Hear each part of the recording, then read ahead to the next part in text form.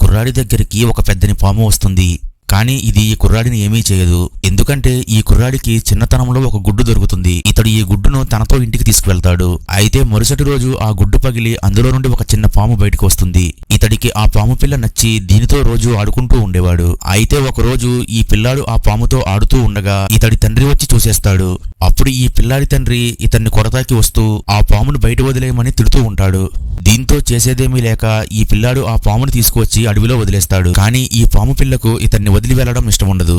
అయినా సరే ఈ పిల్లాడు మళ్ళీ ఈ పామును తీసుకుని దూరంగా పెడతాడు. అలాగే ఈ పిల్లాడు ఈ పాముని క్షమించమని చెప్తాడు.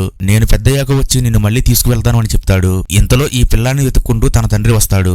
ఈ లోపు ఎక్కడికి వందల కొద్ది పాములు వచ్చేస్తూ ఉంటాయి. వీళ్ళు ఈ పాములను చూసి భయపడిపోతూ ఉంటారు. కానీ ఇక్కడికి వచ్చిన పాములు ఈ పిల్లాడిని ఏమీ చేయవు. అలా కొన్ని సంవత్సరాలు గడిచేసరికి ఈ పిల్లాడు పెద్దయ్యి సైంటిస్ట్ అవుతాడు. ఇతడు పాములపై ప్రయోగం చేయడానికి ఒక దట్టమైన అడవిలోకి వస్తాడు. ఆ అడవిలో ఇతడికి ఈ పెద్దని పాము ఎదురవుతుంది. కానీ ఈ పాము ఇతన్ని ఏమీ చేయకుండా కిస్ చేసుకుంటుంది. దీంతో ఇతడు బాగా ఆలోచించగా ఈ పాము ఎవరో కాదు, చిన్నతనంలో తాను పెంచుకున్న పాము పిల్ల అని అర్థమవుతుంది. నెక్స్ట్ పార్ట్ కావాలంటే వీడియోని లైక్ చేయండి.